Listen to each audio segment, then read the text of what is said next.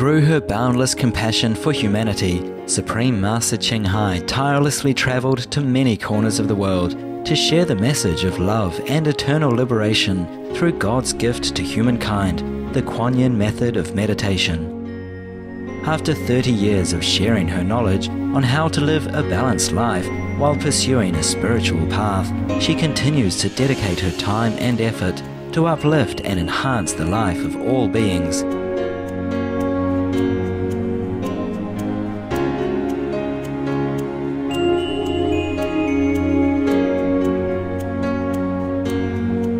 Motivated by her unconditional love and overflowing compassion for our planet and its co-inhabitants, humans and animals alike, Supreme Master Ching Hai selflessly accepts invitations to share her insights and wisdom on the topic of global warming and climate change.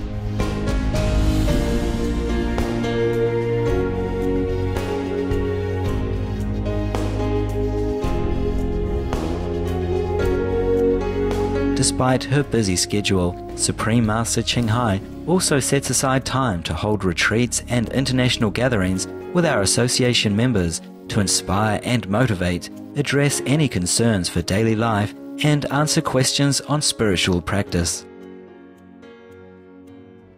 We present to you Supreme Master Ching Hai's lecture entitled Be Strict and Correct in Our Moral Standards at an international gathering on December 6, 2008.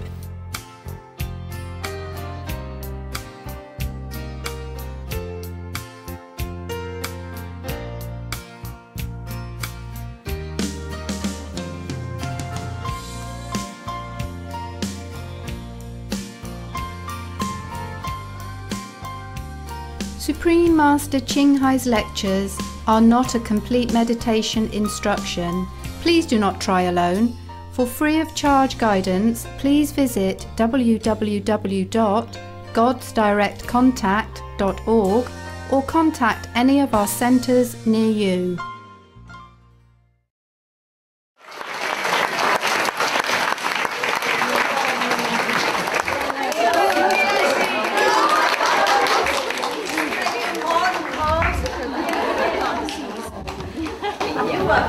You are just natural beauty.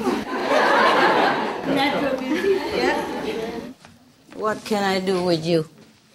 You're so beautiful and lovely. Lovely people.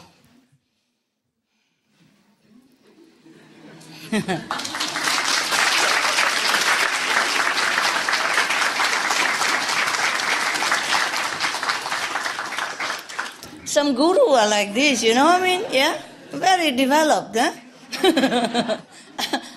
I'm just halfway developed, you know, a little bit here, but I'm trying hard to develop a little bit slowly.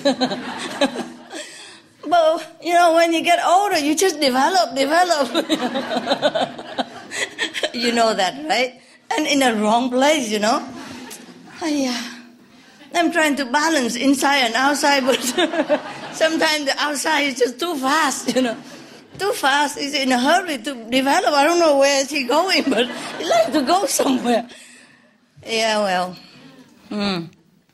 And all the food they cook for me, huh? Oh, wicked. I have not just finished the breakfast. They already brought lunch and dinner. I just went upstairs, you know, to clean my teeth, go down, some more food again. Oh, my God. Because I don't come here so often, you know. So whenever I come here, they try to show their developed love for me. and that affects my development as well. And we develop all together, my goodness. I hope you have good food also. Yes. How much can you eat, my God? I mean, how much can we eat that they cook me so many stuff? Yeah. Oof. Luckily, I choose only some, you know, the less calorie possible. But you know what? The best stuff are the ones that have more calorie, don't you see? You often notice, huh? Yeah, they're so wicked, you know. Like the one that is nutritious and all that often don't taste that good. And the baddies, you know, oh, they taste so delicious, yeah. And you could eat forever, no? Yeah. Over here it's difficult to discipline, right? Huh? Yeah, at home you say, oh, I'm going breatharian and all that stuff. You did try, right? You did think about it at least, huh? Yeah? And when you come here, oh, never mind, maybe I do it next year, After the retreat, huh? Yeah, after the retreat. And then another retreat, okay, we still have time. Master said we have a couple more years. Might as well, enjoy before we die, whatever. Yeah, all kind of excuses, yes. It's very difficult, yeah. These kitchen people, they're full of love, Love for food, And if they eat alone, they feel guilty, so they have to share it with us, I cook a lot of stuff, my goodness. The more I say, please be simple, the more they develop, Yeah, one assistant stay here, And one time, I don't come here often, but I came here sometime, one time, for some reason I came here once. And I saw they cooked something like the red rice. Do you have it today? Yes. Okay. Every day. Wow. My God. At home, I told you I eat like brown rice, yeah? That's a basic food, no? And now and again, once a week. Sometimes three times a week, depends on, if I have time, I cook many times, and then they slowly air it on TV, because I cannot just do it once a week, like regular basic, my time is so sometimes very, very crazy. I can't arrange it regularly, I don't sleep on time, I don't eat on time. The biological clock to my body is something like from planet Mars. My body doesn't understand anymore what a biological clock is, I just do whatever is there. I don't care what time. I can't. I cannot look at the watch and say, now what time I go sleep, what time I do what. I cannot anymore. It's just crazy. And by the way, I'm also trying to tell my assistant over there as a comforting, brown rice is nutritious, and sesame is protein in there, so we had enough. Okay. So then everybody here, the non-processed rice is nutritious, fine, good. And now they're cooking it here. But it has to be red rice, it's more pretty. The brown rice is too common, Always one step better than a master. So when I came here, I was expecting some white rice, I have to confess to you, because we always eat white rice and better stuff here, So when I come here once, I expect white rice, fragrant, the Thailand or the Vietnamese fragrant rice, I like, long time no see, What is that? Red rice. I said, what is that for? She said, oh, this is nutritious. It's a copy of brown rice, but brown rice is, I think, cheaper and simple to buy anywhere. And red rice is not easy to buy, I guess, But of course, the rarer, the more precious. So they bought the red rice. They think it's nutritious for everybody. In Chinese, it's not just nutritious, but it means develop, Bù, Bù means you add in, Bù also means add, Yeah, add on to something. So it's a play with word. Also, maybe they write differently, yeah.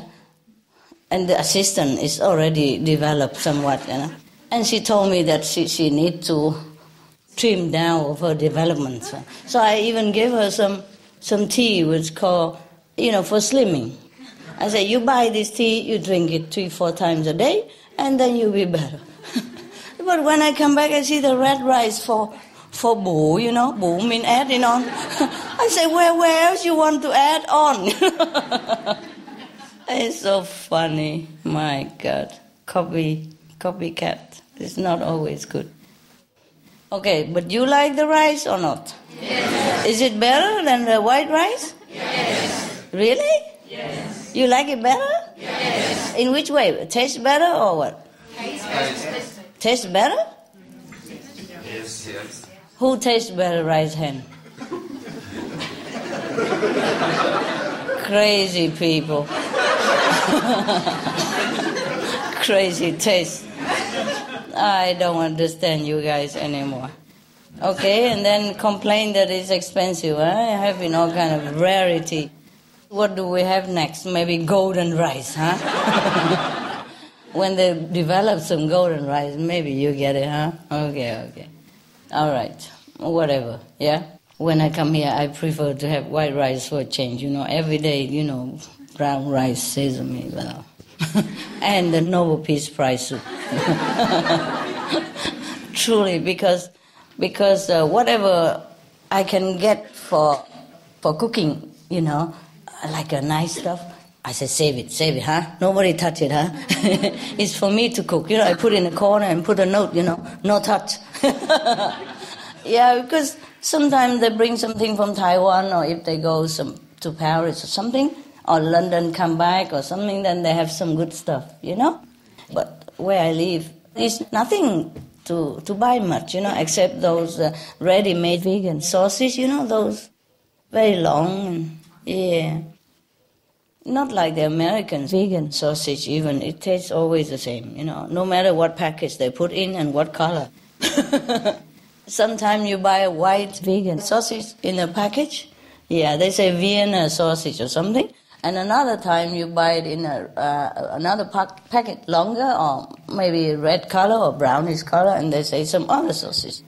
And for me, it tastes all the same.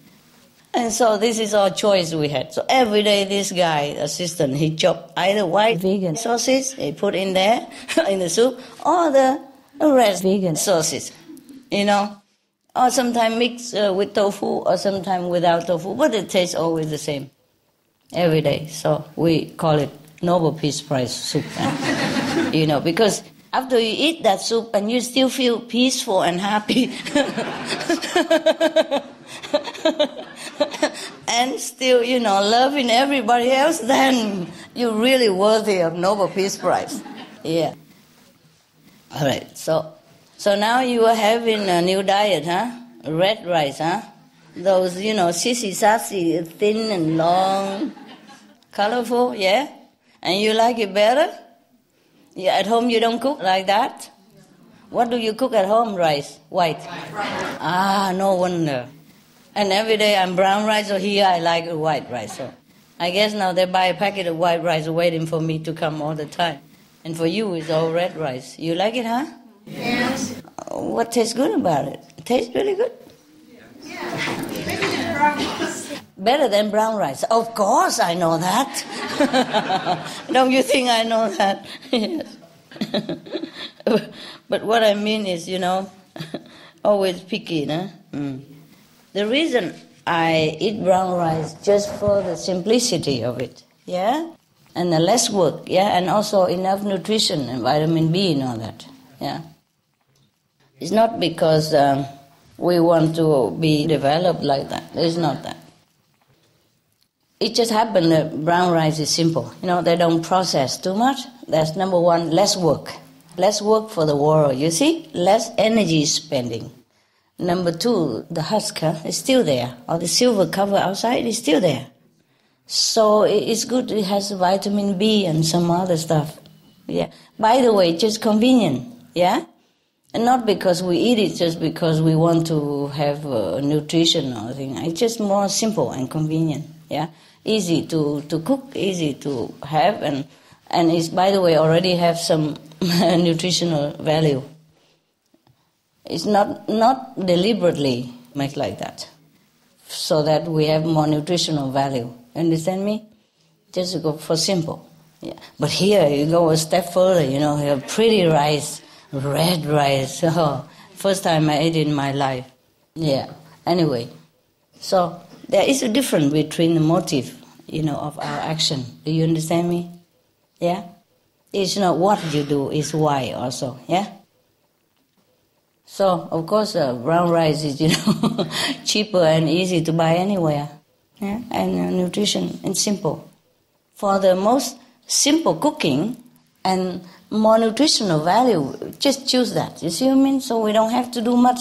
Just soak it and wash it and cook it, And then some sesame already made it long time, a big jar, and everybody put some, and then that's it, mix it, and soy sauce or salt, Then you're done for the day, yeah?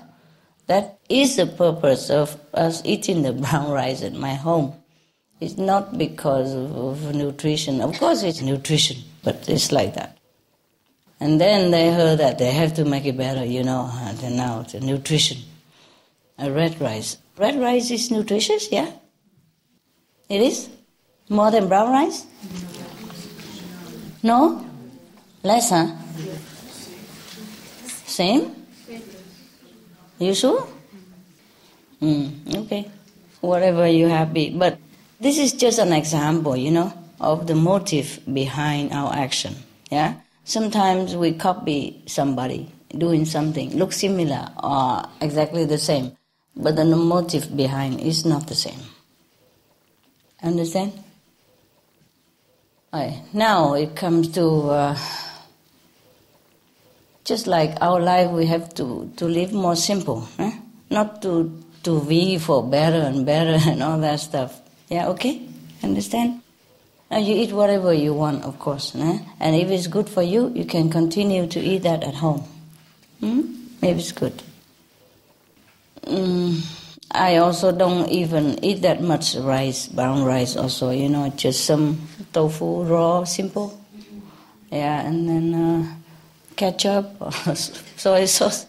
Yeah, I eat my 1 or 2 pieces of tofu. That's really feel good for lunch already, or dinner, or breakfast, or lunch, breakfast, dinner together. And then some fruits, That's very simple.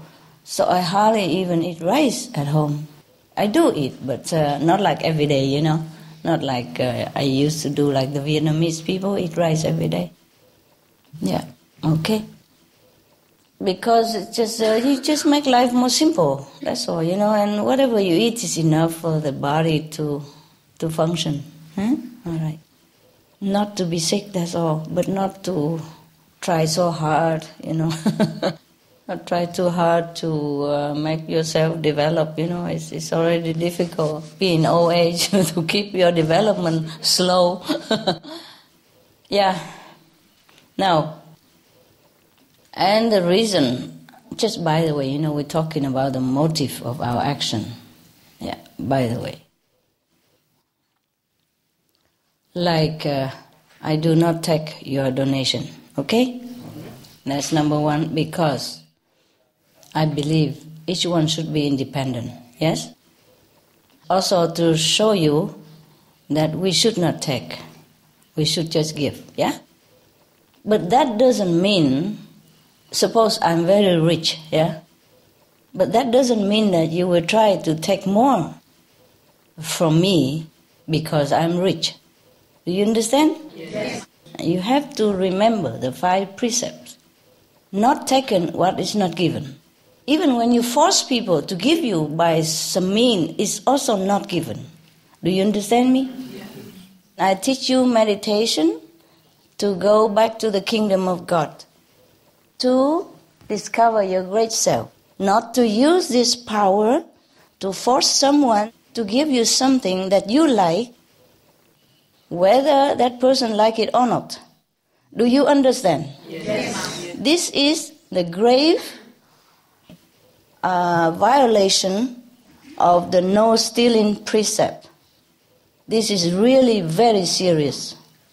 So the motive behind our action have to always be very pure. Yeah? Very unconditional. You know that already. I feel very rich all the time. Because I feel I'm given anything I need. And I'm never lacked of anything. Whereas you still feel like you're lacking something. Besides, how rich is rich? Huh? It depends on how you feel, right? Some people are very rich, or at least reasonably rich, but they never give anything to anyone. They never done anything good to anybody. They just keep all their money. I don't feel that person is very rich at all, because he doesn't enjoy the power of his possession. Whereas, whenever I give, I feel powerful. Wow, I have so much money, I can give. Do you understand me? Yes. I'm just saying that, but actually I don't feel that much power. But what I mean is, If you don't enjoy the power of your possession, then you are a very, very poor person, no matter how much money you have. On the contrary, if somebody who doesn't have so much money, but is always generous and kind and helping people, that person is very rich. His inside is very rich. Who can be more rich than that? You know, the more you share, the richer you feel. This should be the reason why you are given the money. I told you long ago, it's like a water tank. You pump water into the tank so that the tank will distribute in the whole village or town, or maybe in your house at least. What's the good of the water tank to keep the water in there and don't give it to your house, so you can't even wash a vegetable, you can't even flush the bathroom? Is that a good water tank? No. And then that's all he has all the time. And the water will become bad and stagnant and maybe useless. And in turn also damage the tank. Yeah, make the tank smelly or rusty because of bad substance in the stagnant water. You capish? Yeah? Yes. The same, you see river, lot of water. It's given everywhere, yeah? To nourish the field, yeah? And to water the plants, and in turn the plants give fruit to the people, yeah? Trees give fruit to the people, plants give vegetable to people. That is the really good river, and that is the duty of the river, and that is a noble duty of a river. If the river just giving water all for himself and giving nothing, then what kind of river is that? Huh? Do you understand? Yeah. So God gave us some money or some power or some kind of ability for us to share it with others, to contribute it to the society. Yeah? I don't take your donation, not just now because I have money, but even before, when I had no home. You know, I had no home before. It's funny. I had no money, no home, but so many people come at that time. You know, it's many enough for that time to become monks and nuns with me. Remember? Yeah? We just camp on riverside and all that. And we did not have any home. We don't have much money at that time. Some money we made before or something, then we just keep spending it. You know, we're very simple actually. So we just barbecue, you know.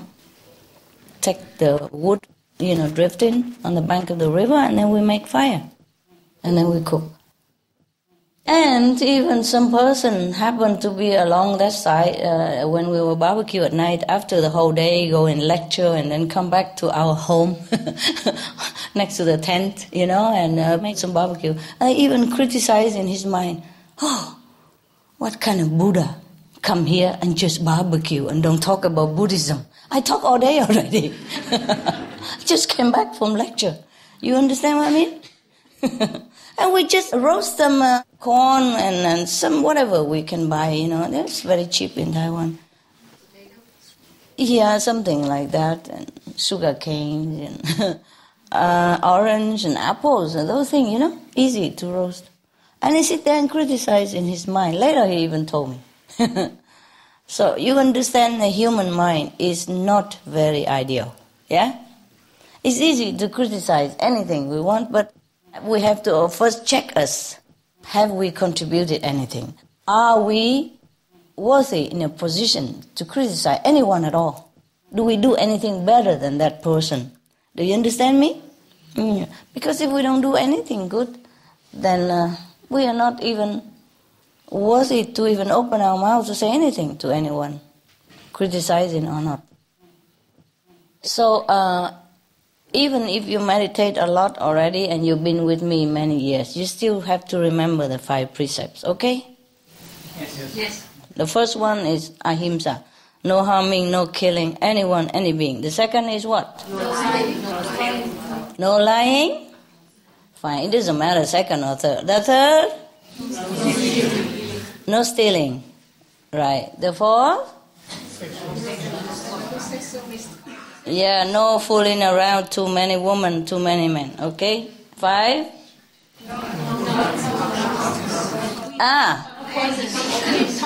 No intoxicants, yeah, like cigarette, drugs, alcohol, yeah, even gambling. You know, anything that make you addicted and also damage your health and your family relationship, yeah? And ruin your property and all that. Some of the tragic tolls of addictive drug abuse. Over 200,000 deaths each year. Costs of $181 billion each year in the United States. $33 billion in the UK. Lifetime cost of current drug addiction amounts to $575 billion in the UK. Over 100 British children each week call a hotline to express concern about their parents' drug and alcohol use.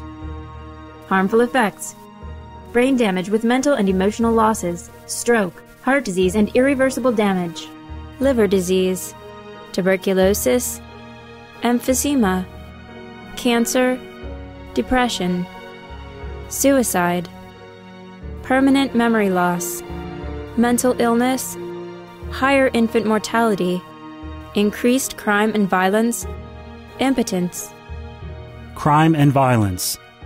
Illegal drugs are a factor in 50% of burglaries in the United Kingdom each year. In the U.S., 60% of people arrested each year have been taking illegal drugs. 650 heroin addicts in the U.S. committed 70,000 crimes in a 3-month period. Social costs. U.S. businesses lose $100 billion per year due to employees' drug and alcohol abuse. Australians pay $53 billion per year for healthcare, law enforcement, and lost productivity of drug users. Environmental costs. Every gram of cocaine produced destroys 4.4 square meters of rainforest, with 300,000 hectares of rainforest lost each year to cocaine production. Death. 52 people die each day due to drugs in the U.S. In Canada, substance abuse is attributed to 21% of total deaths and 23% of potential life years lost due to early mortalities. Plus more. Subsidize and convert the drug industry into vegetable organic farming. For help quitting, please visit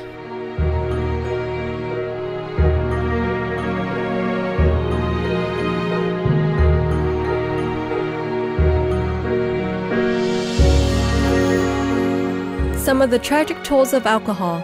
2.5 million alcohol-related deaths per year worldwide. 1 in 6 deaths on the road in the UK are caused by drunk driving. In Australia alone, 70% of adults are negatively impacted by another's drinking, with 43% affected by physical or verbal abuse. Over 100 British children each week call a hotline to express concern about their parents' alcohol and drug use. Cost of alcohol-related illnesses, $186.4 billion in the United States. £2.41 million for prescription medications each year in England, UK, with overall health costs in the billions. Up to $210 to $665 billion globally. Disease. Higher amounts of alcohol increase the cancer risk. Even half a glass of wine daily increases the risk of mouth or throat cancer by 168%. Cancer of the liver, breast, colon, esophagus, rectum, linked to 20% of breast cancer cases. Liver disease. Cardiovascular disease, metal toxicity. Brain damage. Amnesia and dementia, brain shrinkage. Organ failure.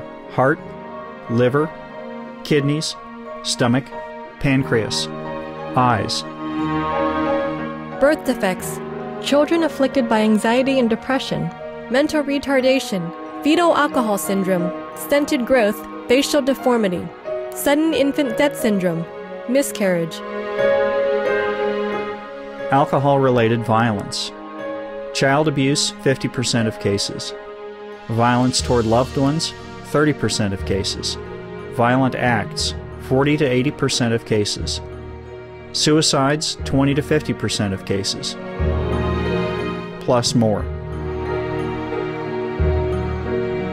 For help quitting, please visit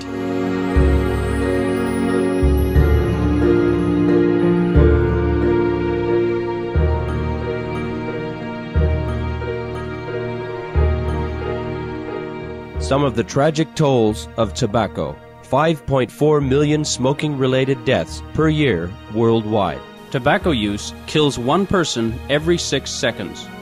Smoking-related costs, $193 billion annually in the United States alone. Depression. Light and mild cigarettes just as harmful. Causes cancer and diseases in animal companions. Harms lung cell DNA that regulates breathing. Speeds the aging process.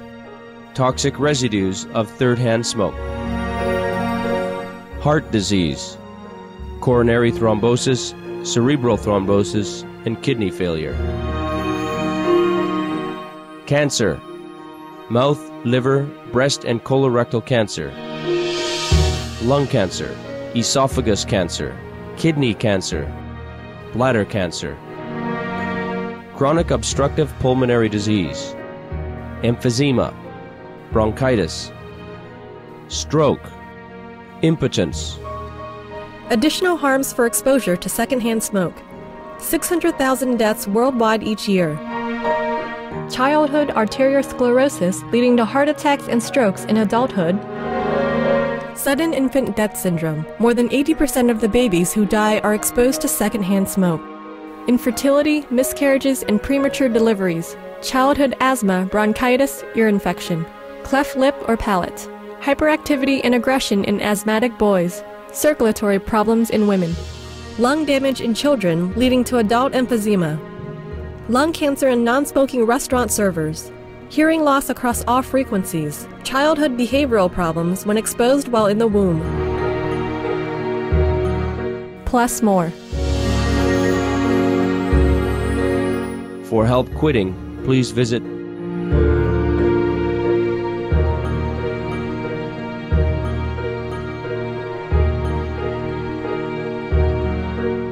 For more information, please visit www.suprememastertv.com/killers. Yeah, okay. That's good. At least you remember. And you have to check yourself every day with a diary. Understand? Whether what you have done all day is correct or not correct. Yeah? You must. A Buddha who is not correct is incorrect Buddha, okay? Now, you know that already, yeah? So, I just want correct Buddha, nah? I don't want fake Buddha. Now, you have to be careful like that. Because it's so easy to be tempted. Oh, why not? You know? It's very easy for us to be tempted, yeah? So we always have to check it, control our thinking. Oh, the candy is over there, why not taking some, you know? Nobody's looking. Or master can buy more anyway. Yeah? It's not the reason for you to take it. You see? Because I don't ask you to contribute. You should not think that you could, and should take everything else from me. That is not correct. Yeah? I don't take something from you, not necessarily that I'm rich. Okay? I want to keep clean. And make an example for you. We all have to. And for the same reason, you should pay when you come to any center to eat. I pay also here. The food, I pay also. I pay for all the residents who stay here as well. So that the money you pay is just for you. Because if we eat, then you're short. You understand? They calculate it, for example, for 10 person. And if we eat like 13 person, then the food will be different, short, okay? So if I'm here, I pay also. So it's not because I want you to pay because I want your money, nothing like that. Even if I'm rich, you pay. Yeah, and whatever belong here, you leave it alone. You are allowed to use it, to share it, but not to take it. And if I say no, it's no. Anybody who say no is no. Not just master say no. Especially master say no, then it's no, no, no. Understand this? Yes. You understood? Yes. Good. I hope it's the last time I have to tell you about the 5 precepts. The reason I did not elaborate about all this all the time, because I trusted that you understood. I trusted that you are intelligent and you're morally high enough to come in for initiation. That is the basic. The 5 precepts is the basic to graduate into initiation. So I did not keep telling about all this. I thought you know. We are established for a long time already, over 2 decades already, and I have to still talk about this. We have to let it flow. Whatever we don't use, we must give it away, sell it, make it recycle. Yeah? We can't just keep something we don't use. That you know already, or? Yes or no? Yes. I did say this before or no? Yes. And the 5 precepts is clear, right? Yes. Yes. And what did you come from initiation for? You know, right? Yes. Use your power for what? Huh? To what? To go to the kingdom of God. To go to heaven. Yes, to go to heaven. I did not promise you that you come for initiation and then you have a bigger meditation hall or something. That was not the condition of initiation, right? No. I did not even say that I will buy each center a meditation hall, no? And you know, before that, I even give them some money to pay off the old center already. It's not much, but just to pay off their, mortgage so they don't have to continue paying. I also really give something already, and every time I go there, I pay my meal, And I pay for some other stuff. I'm not telling you this to boast about it. I'm just telling you that I did already some, yeah? So should not ask more than what I'm willing to give, yeah? I don't know. If you really want a bigger meditation hall or something like that, I don't blame you. Everybody wants more comfortable. And the more the better, I guess. Huh? Then you could find another master who are richer. Yeah. Sure, there are some richer, And they don't even know what to do with their money. So maybe you go there, huh? Don't stay in here and doing this kind of stuff. That, suppose, such a good meditation practice and giving so that lowly purpose. You understand? Using it to force people to give what they don't want. When I was younger, when I just began my mission, yeah, I had some disciple became a resident, monks and nuns. And we didn't have much money, but we walk around and look around. One of the residents, oh, Master, this is a very good place. If we have this, every Sunday people can come, sit, meditate better. Because we rented a small place. Because more and more people come and I don't have place for them to sit in the rain, so we rented a place with whatever little money I have. At that time we just plant vegetable and I make like soya sprout to sell. And because that place was full of ghosts. And nobody ever buy that place for a long time, since Qing Dynasty or something. Everybody afraid of that place or they didn't buy it, for a long time.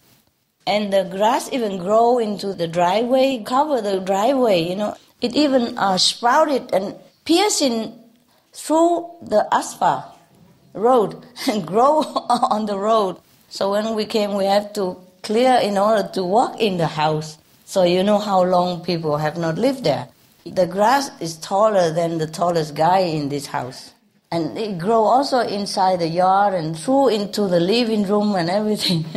Nearby and, around the house is completely covered by grass. This tall, tall, very tall grass. And the hard kind of grass. The grass, when you look at it, you thought it's like sugar cane. Yeah, that big. This kind of grass, bigger. So we had to clear all that in order to go inside to live. And clean up and wash everything, we'll do together. And then we have a little living room for meditation hall. But, one of my so-called nun at that time, we walk around this vicinity sometimes. At that time, we didn't even have car. So we walk around, she said, oh, Master, this house very nice. I said, yeah, nice. And she said, Master, why don't you use your magical power to kick this guy out?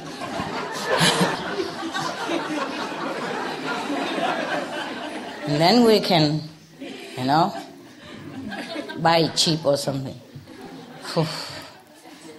Kind of resident,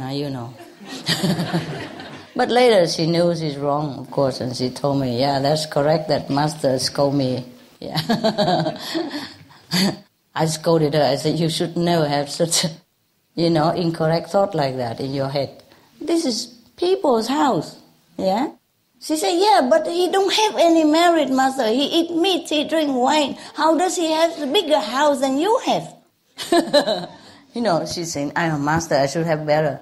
I said, well, that's his merit, Maybe he's nobody at this lifetime, but maybe last life he has done something good, yeah? Giving to people or do some very meritorious deed. So in this lifetime, he enjoy his merit. That belongs to him. So I said to her, well, you don't use magical power for this thing. You should know that. But she was new, and I don't scold her too much. But I said, this is a very wicked idea that you have. You should not have this. It's very bad for you. We don't take people's house or things away and don't use the power to do that. Above all, no, not the power. Live in such a ghost house, a rented and ghost-infested house. Yeah, but that was already the best. Later on, we don't even have that house.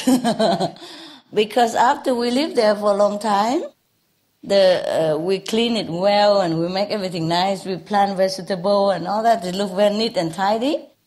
And nobody afraid anymore. So when they come in, they look, even look from outside. People walk in and out, very happily. And especially at that time, they still wear monks and nuns' robe, They look very dignified. If the monks live there, must be a lot of merit. So they sell it immediately.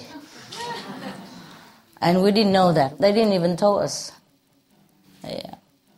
So later we moved to the riverside. Have a bigger environment, the sky and the earth, all to ourselves. Yeah.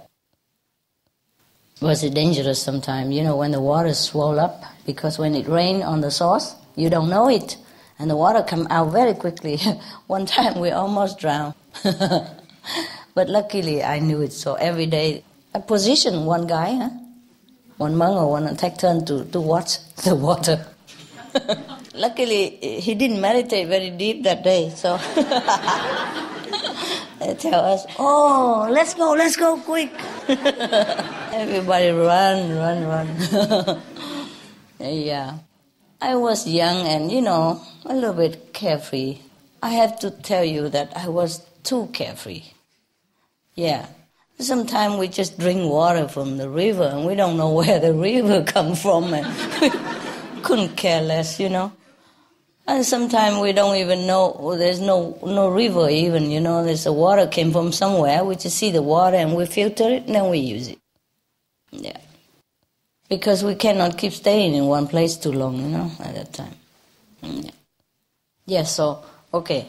When I give you initiation, before initiation, you know the 5 precepts first. You see what I mean? Yeah. Because we cannot build a greatness and spiritual splendor on something that is as shaky as immoral behavior. Do you understand me?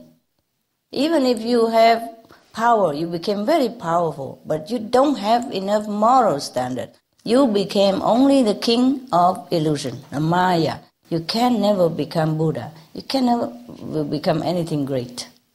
Yeah? Just power. You see, that's why in the old time when they select a king or a politician to work for the people, they look on a moral standard. Oh, nowadays maybe still some, but if you want to be something great, you have to build it on something great. Yeah, you can't become a Buddha and then stealing at the same time and doing all kind of nonsense stuff. Yeah, right? Okay, so now you know, huh? And the reason I also let you pay here, if I don't let you pay, I have a better reputation. Oh, Master generous. Anybody can come to her house, eat anything they want. I could be like that, but I don't want that. I don't care about my reputation. I care that you be a good person, here and everywhere. I start from here, okay? Your good manner, good standard begins at home. This is your home. You show it to me first. I train you from here first. You be independent. You look after yourself before you can boast that you are taking care of sentient beings and saving the planet. Do you understand me? Yes. So for that reason, you pay wherever you go. Yeah? All the residents, when they come and live in your house, do they pay? Yes. Anybody who hosts a resident? One? Who? Raise hand. Yeah, okay. Did they pay you? Yes. Yes. Thank you. Yes, I told you. You also? Yeah. They pay you? Yeah. Yeah, that's what I taught them. You see? They have to bring their own sleeping bag. Bring their own bowl and whatever utensil. Just a bowl and chopstick, whatever. So that they don't bother you. Yeah? So you don't have to wash the blanket after they left. Even then, they have to pay for their meal. And an extra if they go in your car, whatever. They did pay, right? See? Right? Yes or no? Yes. Good. So you see what I mean? Yeah? Charity begins at home. Good manner also begins at home. You see, if a child don't behave well, they blame the mother and the father, no? They say, oh, your parents don't teach you well. Yeah? But I do teach you well. We have so many lecture and DVD and every month news magazine. Although I don't say all the time on the lecture, like you must keep the 5 precepts, but the teaching, the talking, everything emphasizing on that as well. Yeah? All kind of examples, all kind of lessons from the old time and all that is to emphasize the clean living. Yeah? You see Kabir, huh? I told you the story, how clean Kabir was. Yeah? How pure he is.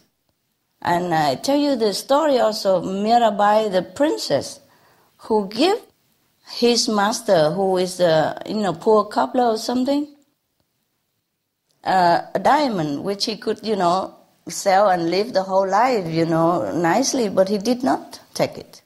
She put it on the roof and it will still stay there for a long time until she come back. And she asked, Master, why are you still poor like this? Why are you still working and earn your living? I gave you a diamond. I put it there in front of your door.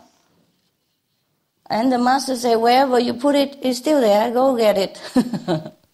You understand? Yes. What for you listen to all this story and not learning anything from it? I'm not trying to amuse you by being a good storyteller or a good translator from the old books or something like that. These are for you to digest and make it your own manner, your own good nature, your own moral standard. Understand me? I'm your master. And my money is not for myself. My money could be used to benefit the multitude, yeah? Through different channels. And you still want to keep it stuck there just for 40, 50 people, for yourself. Just because you like it. It's no good, is it? Huh? No. Do you understand the consequence? Yes. How can this be all these years? I ask myself. It hurts me, It hurts my feeling. You are my disciples. Not only you don't contribute, you want to take. What a shame. No? Yes. And because you pay here, somebody is complaining in the heart. You don't have to pay, I told you already. But if you have the money, you pay. Because this is not a homeless shelter, no? And you are not disabled of some kind, yeah? If you don't have money, of course, sometimes you lost your job or something, or you just be in trouble, then you don't pay. Nobody say anything. It has been always like that, yeah? All this time, we don't ever pay even. They go to Melly, nobody pay nothing. It's not like this. But then I thought, okay, why not, huh? Let them begin. Now, there's practice a long time already. There should be a helper to the societies instead of being somebody who rely on someone else, you know, things like that. I don't like it. But of course, we never check who pay, who not pay. Huh? Did I ever scold somebody who did not pay here? No. Never. I don't even ask who pay or not. It's just for you to feel good about yourself, yeah? That you are independent and you're capable of taking care of yourself and you correct everywhere you go. That's it. Okay? But in case if it's too much, then you don't pay that much. You know, you pay less or you don't, whatever. But there should be the standard that you look up to. Okay, I should take care of myself, you see? Because that means you're working at home. You go into work and you contribute something, okay? You know what I mean? To the society. We grow up this much. We eat so much food from this world already, okay? We own so much to the society there. And not only human beings, we own to animals, to insects who pollinate our food. You understand me? Yes. So if we pay a little bit back, that is just fair. Not even good yet. It's just fair. You see what I mean? Just fair, just enough, just the way we should do. Well, unless you become a monk or nun or something and you don't work, but you work in a different way. See what I mean? In the spiritual field. Okay, that's different. Or if you lost your job and you don't have money, okay, it's no problem. It's not a question like you must pay. It's a question of your dignity. Understand me? Yeah? All right. You capish? Yes. Yeah. And up to now in Melly, they still don't pay. Whoever want to give whatever, they do it or not. So if you feel the system here no good, you can go to Melly. Every Sunday free, free food and free video lecture. You can look at my video over there, for example, yeah? Yeah. We can also not pay, but I don't know. You prefer not pay, then we abolish the system. Huh? What do you think? You like to pay? Yeah, it's better. Better you pay. It's better for the self-respect. What? It's good for your own self-respect. Yeah, that's true also. Yeah, also recycling the stuff, you know. Because if you don't pay, somebody else will give donation and keep asking me all the time, you know. Where is the box? Where can we put the money, you know? Because some people like to donate and all that more than they should, you see. So here we don't take even donation. Just whatever you pay for your food, that's finito, you know. Whatever you pay for the expense, that's it. Okay, so that's good then. Otherwise, somebody pay a lot, somebody don't pay. It's just the same system. It just make my reputation more shining. Like, oh, free of charge. Food, she come. It's very generous. Give everybody. Why should I do that? I give it to the poor, the homeless, but I don't have to give it to you. Give us so much already. No, I don't mean money, you know. Yeah. I promise you I give you teaching free of charge, and that I keep all the time, yeah?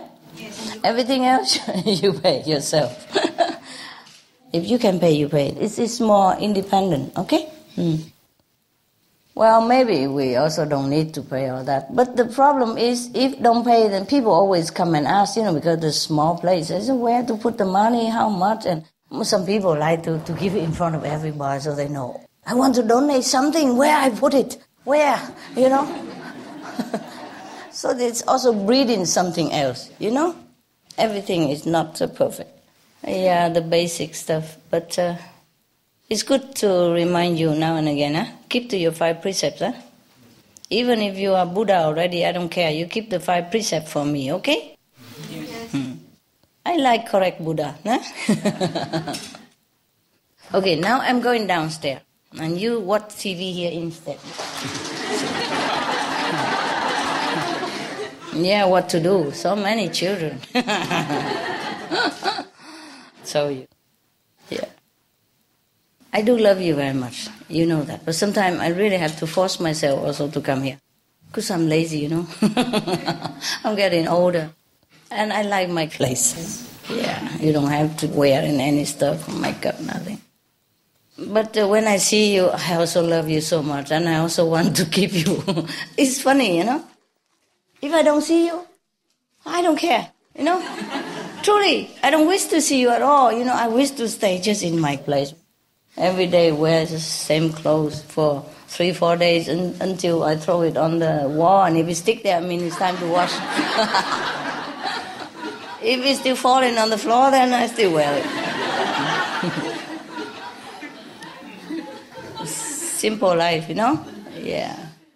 But when I see you, oh, I love so much. I don't want you to go. And when I don't see you, I don't want to come here. Can you explain why I'm so complicated like that? Huh? Normal. No? It's normal. Normal? Yeah. Why? Why normal? I thought it's not normal. Huh? It is. It is? Okay, thank you. I am normal. After all, I'm normal. Okay. You have a normal master. Lucky for you. All right. I'm going downstairs, okay, Kitty? Okay.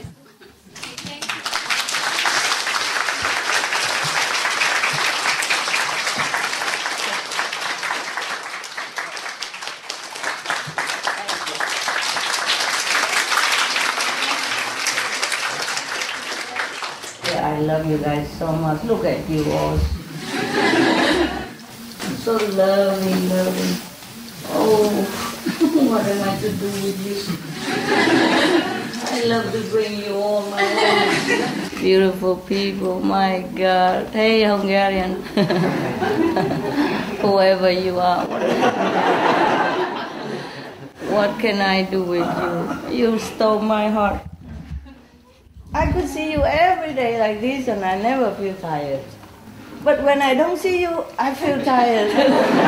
Like I don't want to come. You know, I have to confess to you like that. I was reluctant to come.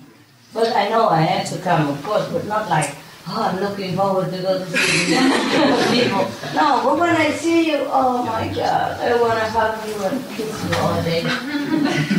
You're so lovely. I know why you want to see me, because of that feeling, huh? Yeah. Different when you look at the video, right? Yeah. Okay, good. I got it. See you later, okay?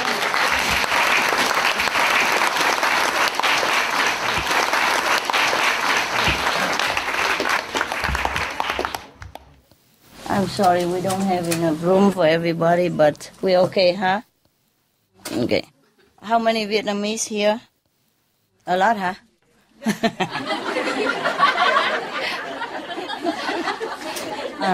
Từ ngoài Bắc ra hả? Trời, từ ngoài Bắc qua đây hả? Miền Nam hả? Bao nhiêu người đâu? Có 2 người thôi. Sao anh chị chuyển cho 14 năm, 15 năm rồi. Bây giờ mới được qua hả? Bây giờ đến lượt sau. Mấy người đó đâu?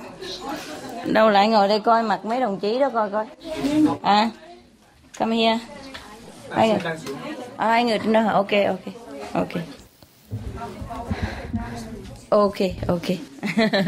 Hai người đó hả? Wow. 15 năm nay con mới được qua. Ôi chù, tội nghiệp không? Thôi mời miếng bánh kẹo đây, ok. Lấy mũ. Hai người vợ chồng hả? Dạ. Ok, thôi chia nhau ăn cho nó lãng mạn ha. Ngồi đây đi. Yeah. Ok. Không có gì. Ok. This is a story, a kind of true story about a very bad consequence of killing animals. Yeah? Okay. It's happened in Chiến Long dynasty. You know the Qing dynasty, yeah? There's a king called Chiến Long. Qing dynasty. Okay, so the king name is Qinglong, is in the Qing dynasty. Yeah.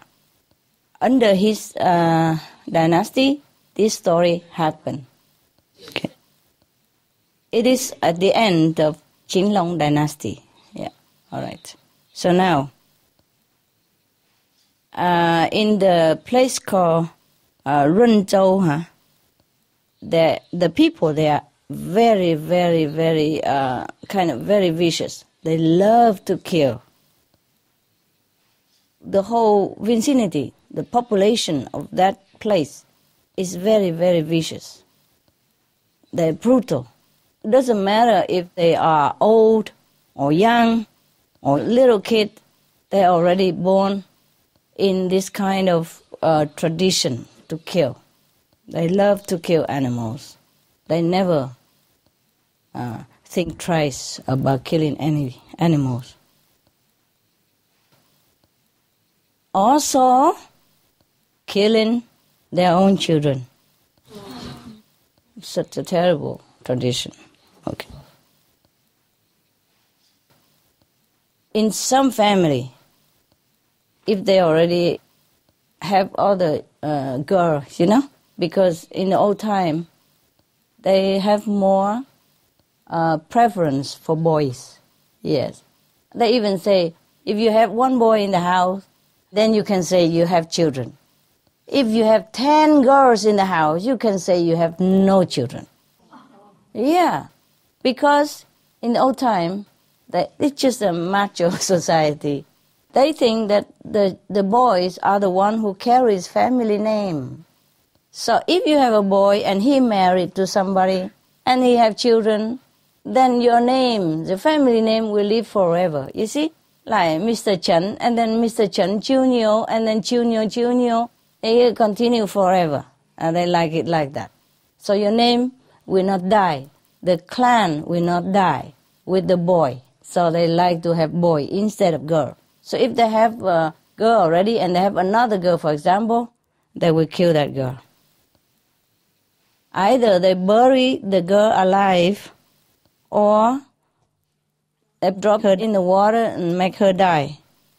And they don't have remorse because they have been taught and trained in this ruthless mentality. Do you understand how a wrong concept could infect people like this? Yeah, change the loving heart of a parents even into such a cruel, cold-blooded, and ruthless person. Kill your own babies. Yeah, it's not possible to even imagine this. The population of this area, every day they go to get the animals or, those small little snails. Yeah. They go get them a lot to eat or to sell as a way to live. Yes.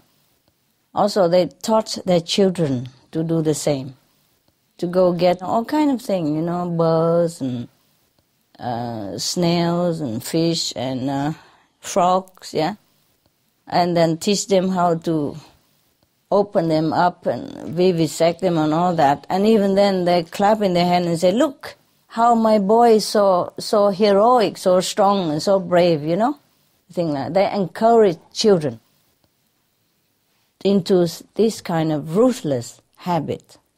The whole population of that area is like that. Incredible. The more the children killing animals or small little snails or frogs like that, the more the parents feel proud of them, and the more they encourage them, clapping their hands, applauding them, and encourage them to do more. Very proud. The parents are very proud if the children become more and more ruthless like that. So the children grow up in this kind of encouragement, wrong conception and ruthless tradition. So the more they grow up, the more they become vicious and ruthless, remorseless. So they kill anything, anyone. They have no remorse in their heart. They don't know anything better about compassion or being nice to others or being compassionate to others beings. Nothing. They've been taught since they were kids already to be vicious. So when they grow up, they carry with them this kind of killing energy around them all the time. One day, one of the citizens of this area slept and dreamed that there were two officials wearing black clothes, and in the hand of the two officials there were a book, also black cover, and something written inside. This man dreamed that he and the villagers went there and asked the two officials in black clothes, "What kind of book are you having in your hand?" So one of the officials say that this is the book that called the killing record. Yes. And the consequence of the killing. The book is written about who is killing whom and how much punishment that person will have to endure because of the killing. And then the two officials in the black clothes also advised them that they should begin to have the heart for living beings, yeah? The heart not to kill, but to help, to live and let live, and to help people to live. But of course they don't listen, huh? And the officials in the black clothes also tell them that because if you don't begin to change your way of life, soon the whole city will be submerged underwater, will be drowned, the whole city. 5 days later, after the dream, the whole city of Renzhou was really drowned under the river. It's all go down there. Suddenly, it seems like the whole city just wake up, and then everything happened so fast. Yes, suddenly they see their house, their carriage, their furniture, everything just suddenly, falling down into the river. They want to open their mouth and call for help. But then they also drown into the river at that second. All of people. Strangely enough, one person escaped. Her name is Kong. Mrs. Kong, normally, she always tell everybody, please don't kill animals. Try to stop the killing and try to respect lives of all beings. That's it. Every day she tell everyone to stop the killing, but nobody listened to her. On the contrary, her lifestyle is that every day she tried to broom all the snails, that all over the streets so people don't step on them or they don't take them to eat. So she will groom them with a broom together and she will put them back into the river or somewhere safe. And also she very careful about the ants and all that. She also take care of them, broom them away or giving them food. This is the thing that she does daily. Contrary to the whole village who is always bent on killing anything in sight. Yeah? Everyone in this city laughed at her. While they was alive. While they were alive, they look at her every day, brooming and saving the ants and saving the snails. They all laugh and make fun of her and ridicule her and humiliate her a lot. But she don't care. She feel very happy doing that, saving lives. She was very happy doing that every day. Yes. The day that the whole city was having this disaster of the river water swallow the whole city. that day, it happened that her smallest child was having a fever. So she has other children perhaps not there. So she has to carry this little child to one of the temple in the other city, other place, to, pray to the Buddha, to help the kid. And because of that, both of them were saved. But of course, it's not just that, but just because she has been doing good thing all her life, saving life. On the contrary, the city of Runzhou has been a cruel, ruthless, remorseless population. So they all drown, together with their possession and everything. This story title is The Punishment for Killing. Now, in the law of our countries, or any country, you can kill animals, you kill snails, who care? Yeah, nobody care. Nobody will punish you by law for doing that. But the law of heaven is different, eh? The law of karma is different. So the whole city just drowned in there. Truly, if the city is not drowned, then so many girls will be drowned also. You see, they drown their own babies. They bury alive, they just throw them in the pit and cover with dirt. Can you imagine what kind of people are they? Yeah? So it's no wonder that they have to die this way. Yeah? Now you see, when we are alive, and if we don't try to take care of our moral standard, no matter how much money we have, it will be nothing. When we die, it's nothing anyway. Not to talk about if we have sudden disaster like this. Huh? At the moment, in the perilous situation of our planet, is much more for us to think about this story. There's much more for us to give our thought to. Ne? Even though maybe the people around or people don't kill their babies anymore, but maybe they still do, There's abortion when the baby is already big inside the stomach. There are wars and everything else, Killing the animals as well. And if we keep eating the animals, then already we also indirectly killing animals and other people, because we make the world people hungry.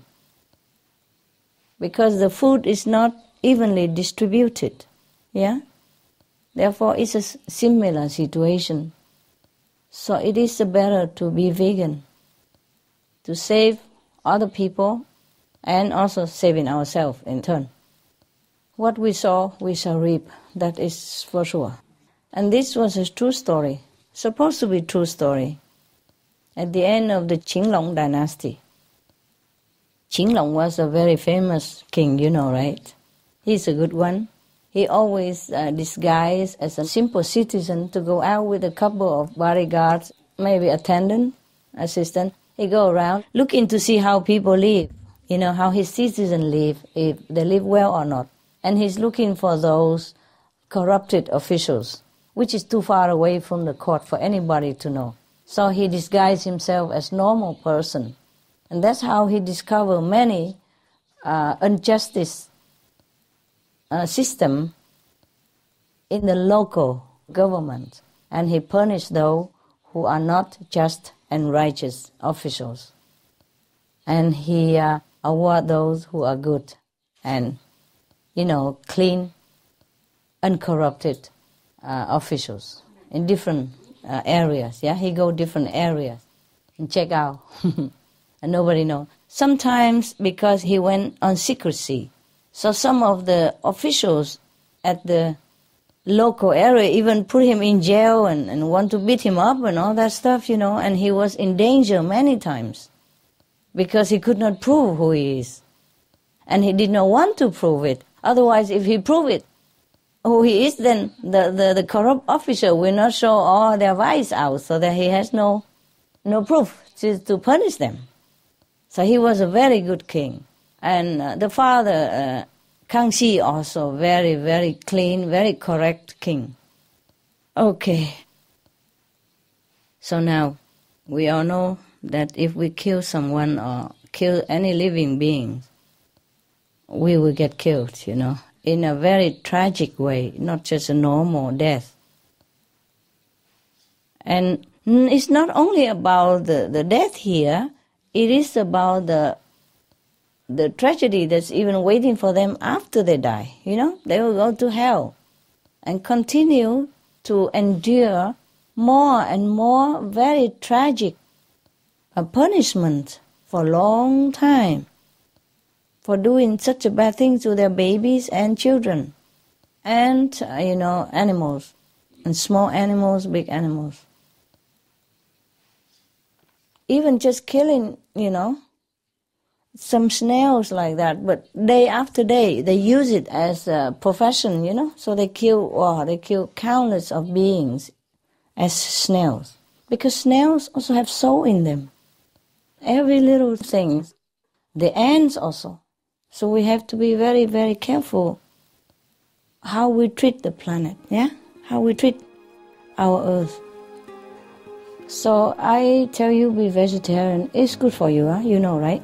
By now you know, okay? Right.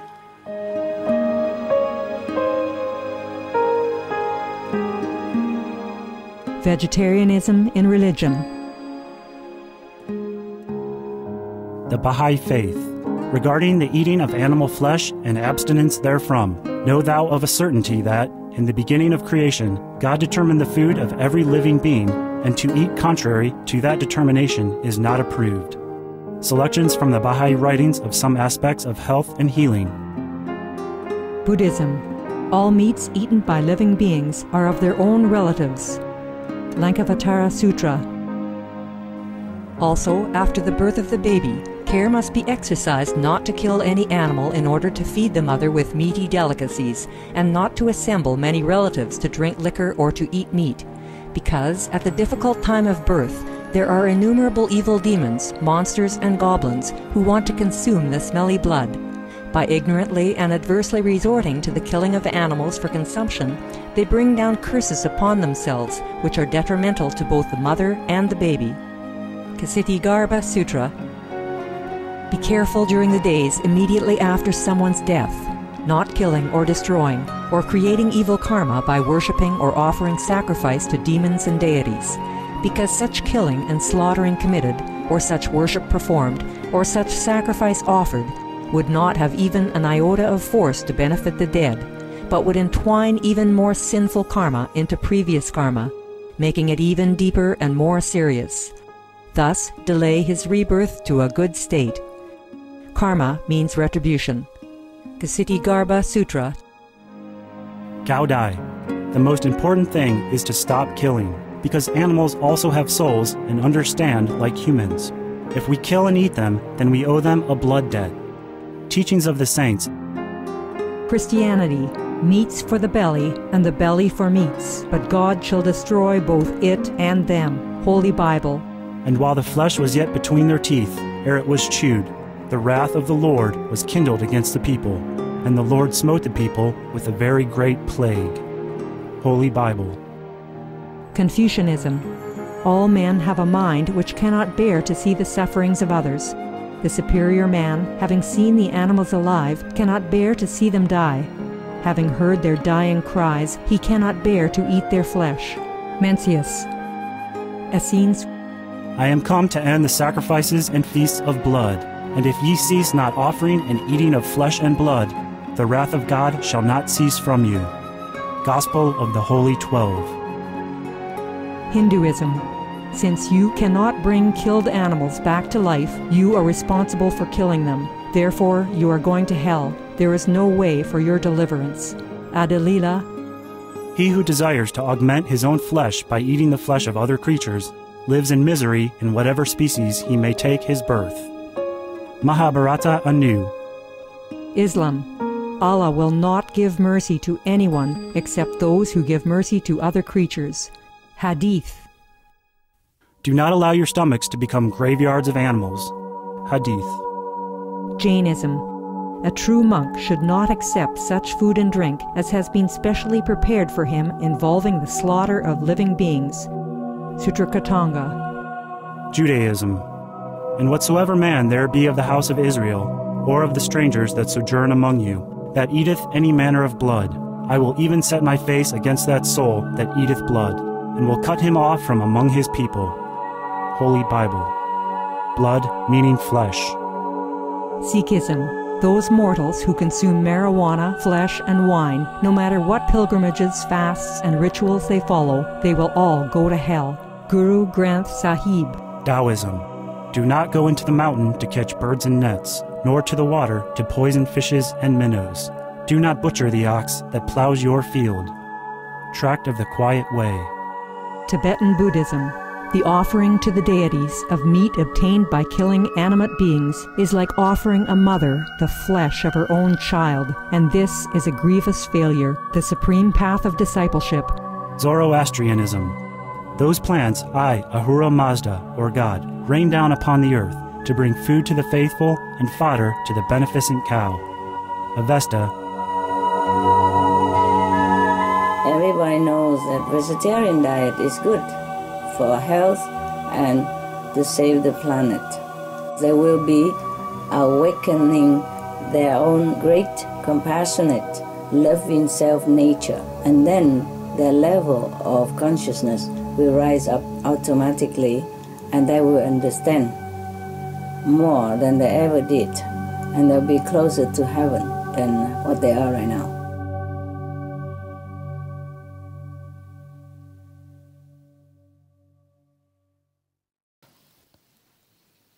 Any question? I have a question. Yeah, tell me. You know that people feel that animals don't have any souls and not worthy, and that gives people usually the feeling, oh, they're nothing, we have the right to kill them. Where does this come from? Because even Christian people say animals have no souls, and that justifies them for doing whatever they want. Could you expand on that? Tradition. One blind lead another blind. Yeah? Just like this city that I have just told you.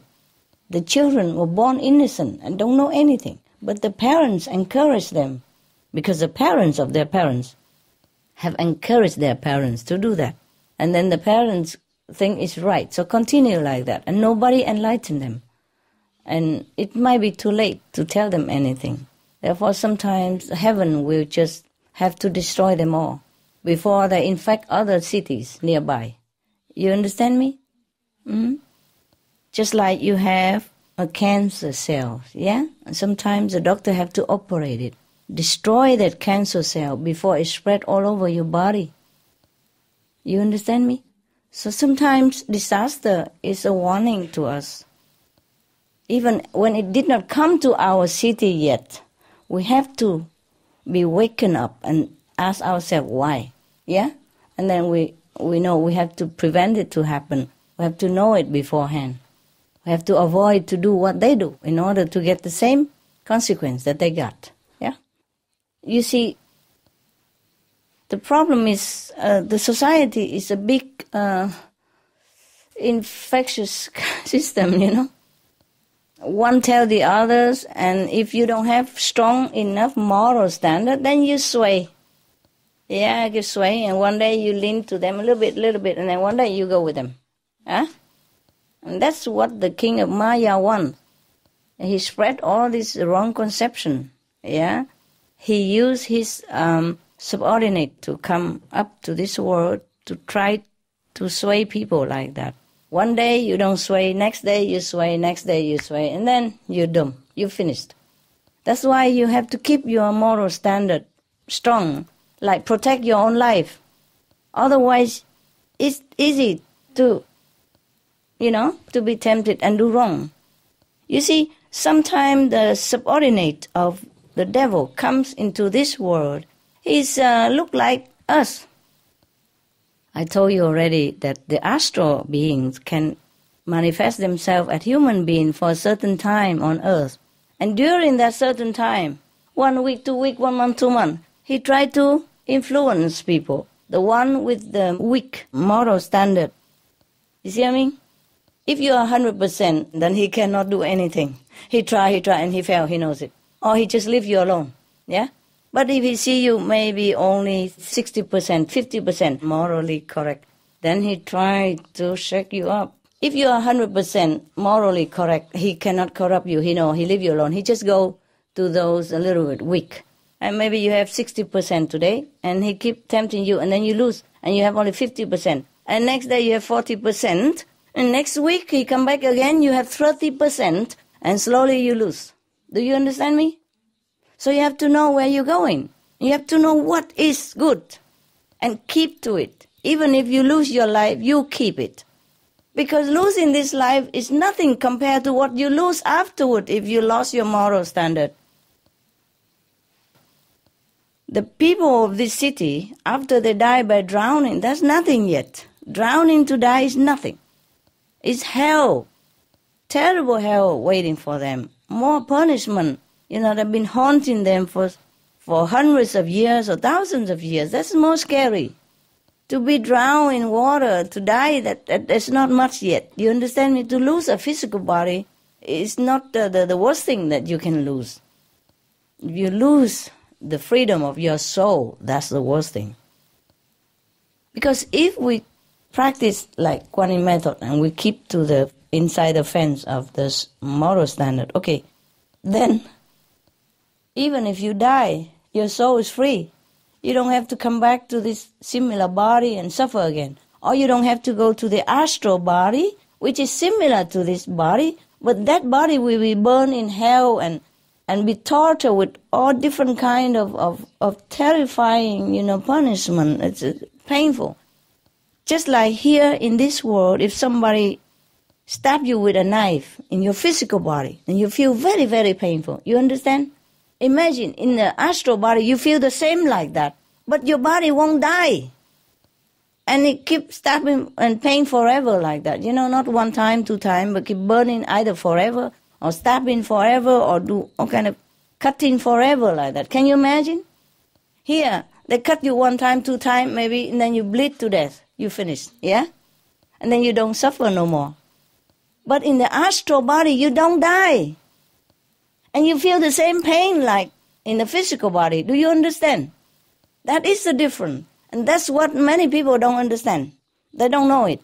They think, okay, well, I don't see any punishment now. I don't see any consequence. I continue to do bad thing or killing. I don't care. Who can tell me what? They don't know what's waiting. See? It's not losing the physical body that you should be worried. It's losing the freedom of the soul. See, if we die from this physical body, our soul free because you are morally correct and you are in a higher level, yeah? Okay? No devil can have any excuse to come and tell you that, you made this trouble, I can take you. Because you are not correct. You see what I mean? No excuse for him. So your soul's free. You go to 3rd level, 4th level, you come back for wherever you want. Yeah?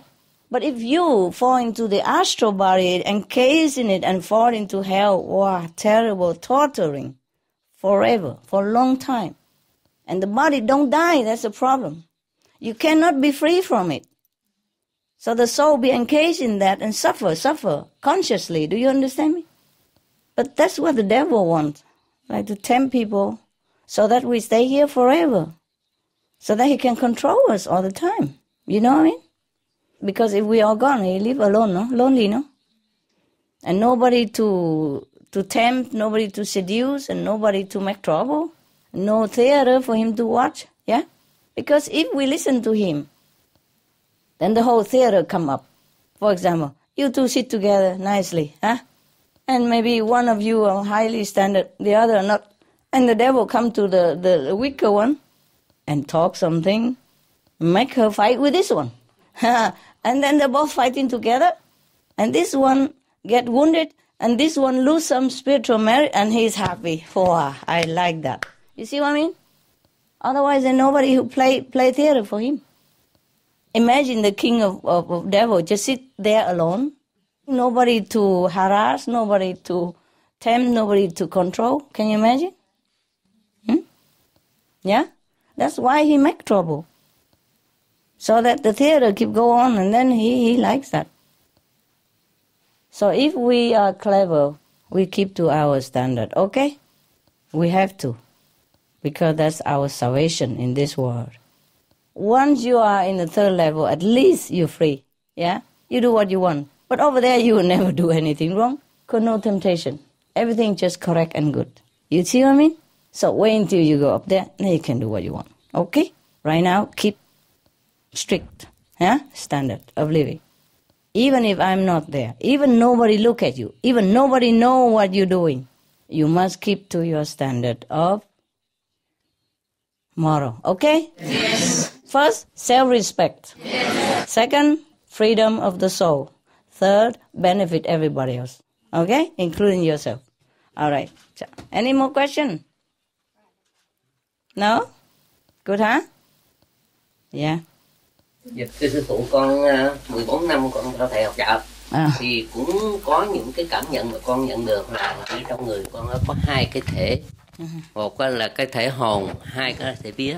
Cái thể hồn khôn thì đôi khi con gặp thánh nhân, con gặp Đức Mẹ Maria, con gặp Chúa Giêsu và 3 lần con gặp thầy. Còn cái phần vía của con đôi khi con cũng không có muốn đi đến những cái cảnh giới thấp. Con biết là cảnh giới thấp nhưng mà con dạy nó không được, con biểu đừng đi đến đó mà nó cứ vẫn đi. Sư phụ làm sao có thể là dạy cho nó bảo rằng đừng ở ghi ghế mà ghi học đạo cho nó đúng. Thì lúc đó kêu sư phụ kéo lên, ok? Dạ, con dạy mà nó ở dưới nó vui. Cũng như nhiều người đâu có muốn đi lên thiên đàng đâu, ở đây hoài chết không chịu đi, kéo không chịu lên á, phải không? Dạ. Any more question? No? You done, yeah? No more?